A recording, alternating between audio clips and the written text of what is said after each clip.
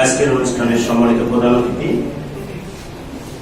আলোকিত মানুষ গড়ার কারিগর, জ্ঞান সমুদ্রের এক মহানায়ক, শিক্ষা বিতরণের এক কিংবদন্তি, আমাদের সকলের পরম শ্রদ্ধেয় ব্যক্তিত্ব, অনুকরণীয় আদর্শের মধ্য প্রতীক, নর্থ ইস্ট বিশ্ববিদ্যালয়ের সম্মানিত ভাইস চ্যান্সেলর মহোদয়, অনুষ্ঠানে বিশেষ অতিথি হিসেবে উপস্থিত আছেন আইন জগতের দিকপাল, বরেণ্য আইনজীবী, সিলেট জেলা আইনজীবী সমিতির সম্মানিত সদস্য জনাব অ্যাডভোকেট ইমাদুল্লাহ শাহিন স্যার, সম্মানিত সভাপতি মহোদয়, আমাদের সকলের পরম শ্রদ্ধেয় শিক্ষক মণ্ডলী এবং আজকের অনুষ্ঠানের প্রাণ তথা নর্থ ইস্ট বিশ্ববিদ্যালয়ের প্রাণ, যাদেরকে নিয়ে আজ নর্থ ইস্ট বিশ্ববিদ্যালয় এত বেশি আলোকিত, এত বেশি সরব এবং ভবিষ্যৎ একটা সুন্দর ভবিষ্যৎ বিনির্মাণের জন্য যারা আজ এখানে একত্রিত হয়েছেন, আমার সেই প্রাণপ্রিয় বন্ধুগণ।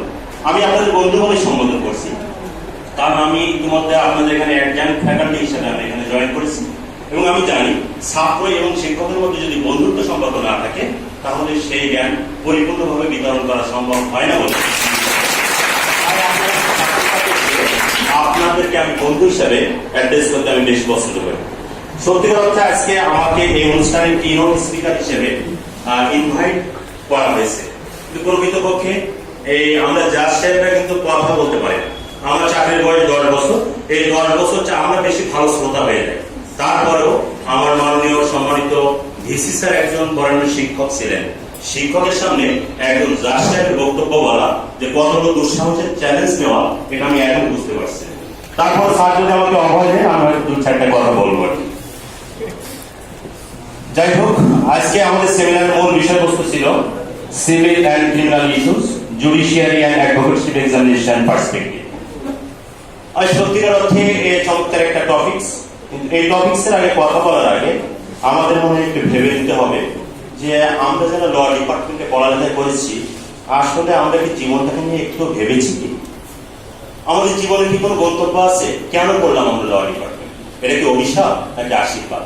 এটা মনে ফার্স্ট অফ অল আমাদের হৃদয়ে ধারণ করা দরকার যে কেন আমি ল ডিপার্টমেন্টে পড়তে পারলাম, ল পড়া আমার দরকার কি ছিল বা আমি কি হতে পারি ল পড়ে। এটা কনফিউশন কিন্তু থাকে। এটা থেকে নিজেই যদি আপনি আগে নিজে ডিটারমাইন না হতে পারেন যে আমি কি হতে চাই, আমার লক্ষ্যবস্তু যদি আমি নির্ধারণ না করতে পারি, সেক্ষেত্রে যত সেমিনারই হোক না কেন কোন সেমিনার কিন্তু আপনার জন্য ফলপ্রসূ হবে না। সো ফার্স্ট অফ অল আমার মনে হয় আমাদের ভেবে দেখা উচিত। আপনি একটু বুকে হাত দিয়ে দেখেন তো, আপনার কখন কি রাতের আধারে বিছানায় শুয়ে চিন্তা করেছেন যে 4টা বছর ধরে যে ল পড়লাম বা 1 বছরের মাস্টার্স অধ্যয়ন করলাম, আসলে আমার ভবিষ্যৎ কি? নাকি সেই নচিকেতার মতো অন্তবিহীন পথ চলে জীবন? আমার কি কোনো পথ না? আমি কি করতে ল ডিপার্টমেন্টে ভর্তি হয়ে আছে, চমৎকার একটা সার্টিফিকেট পেয়েছি অনার্স মাস্টার্স, কিন্তু বাস্তবে আমার কাছে যখন কেউ একটা